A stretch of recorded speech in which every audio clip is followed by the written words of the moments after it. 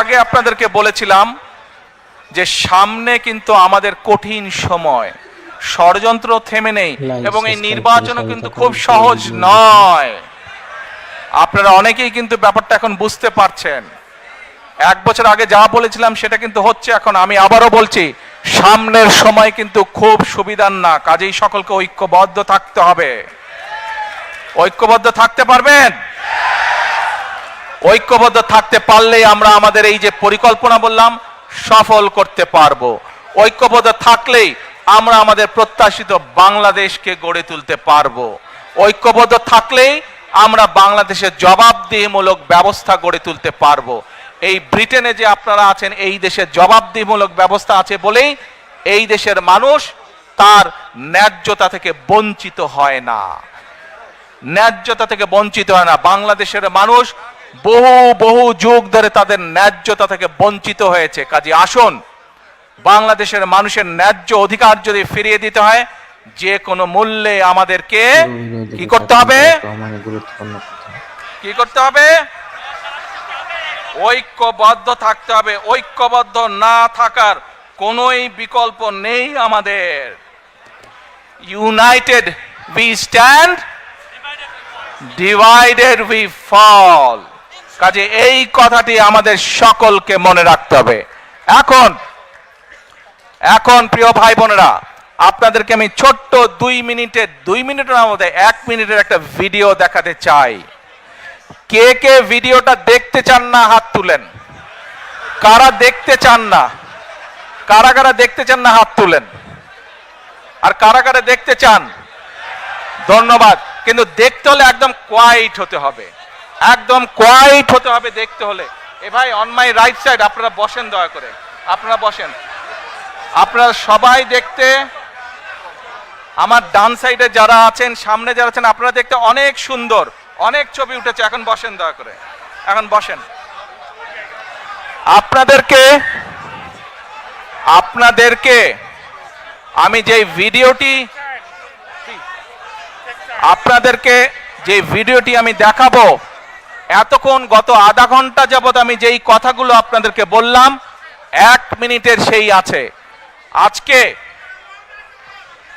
আজকে এই ভিডিওটি দেখার পরে যদি আপনারা ভিডিওটির অর্থ বুঝতে পারেন, তাহলে আমি বুঝে নেব যারা কষ্ট করে আজকে এখানে এসেছেন তাদের আশাটা এখানে সফল হয়েছে। এই ভিডিওটি দেখে যদি এর অর্থ আপনারা বুঝতে পারেন, তাহলে আমি বুঝবো আগামীর প্রত্যাশিত বাংলাদেশ গড়ে তোলার জন্য আপনারা শপথবদ্ধ।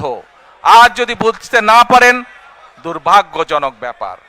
এখন আমি আমার বক্তব্য শেষ করব, তবে বক্তব্য শেষ করার আগে এবং ভিডিওটি দেখানোর আগে আপনাদের সকলকে আমি একটি বিনীত অনুরোধ করতে চাই। করব? সত্যি? আচ্ছা, কি সেই বিনীত অনুরোধ? প্রিয় ভাই বোনেরা, আপনাদের সাথে আমি 18 বছর ছিলাম।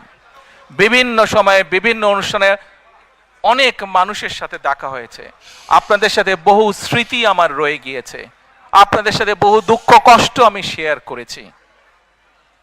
আপনারা বিভিন্ন সময়, আমার বক্তব্যের শুরুতেই বলেছি, যুক্তরাজ্য সহ বিভিন্ন দেশের প্রবাসী, বিশেষ করে যারা জাতীয়তাবাদী, বাংলাদেশি জাতীয়তাবাদের রাজনীতিতে বিশ্বাস করেন, আপনারা বহু মানুষ বিভিন্ন সময় আমার পরিবারের, দলের বিপদের সময় আমাকে মানসিকভাবে সাহস দিয়েছেন, সহযোগিতা করেছেন, সমর্থন জুগিয়েছেন। আজকে বিশেষ করে লন্ডনে যারা আছেন, বিশেষ করে তোমরা যারা ইয়াং আছো, ছবি তোলার জন্য পাগল হয়ে যাচ্ছ, প্রত্যেকের কাছে আমার একটি অনুরোধ, 25 তারিখে ইনশাআল্লাহ আপনাদের দয়া, আল্লাহর রহমতে আমি দেশে ফিরে যাব। কিন্তু এখানে উপস্থিত, এই ঘরে উপস্থিত প্রত্যেকটি মানুষের কাছে আমার অনুরোধ, দয়া করে কেউ আপনারা এয়ারপোর্টে সেদিন যাবেন না। দয়া করে কেউ আপনারা এয়ারপোর্টে যাবেন না আপনারা। কারণ এয়ারপোর্টে গেলে একটি হট্টগোল তৈরি হবে এবং মানুষ জানবে যে এরা সব বাংলাদেশি, এবং দেশের সুনাম নষ্ট হবে, দলের সুনাম নষ্ট হবে। যারা এয়ারপোর্টে যাবেন না, যারা সেদিন এয়ারপোর্টে যাবেন না, আমার আজকের এই অনুরোধ যারা রাখবেন, আমি ধরে নিব তারা দল এবং সর্বোপরি দেশের সম্মানের প্রতি মর্যাদা রাখবেন।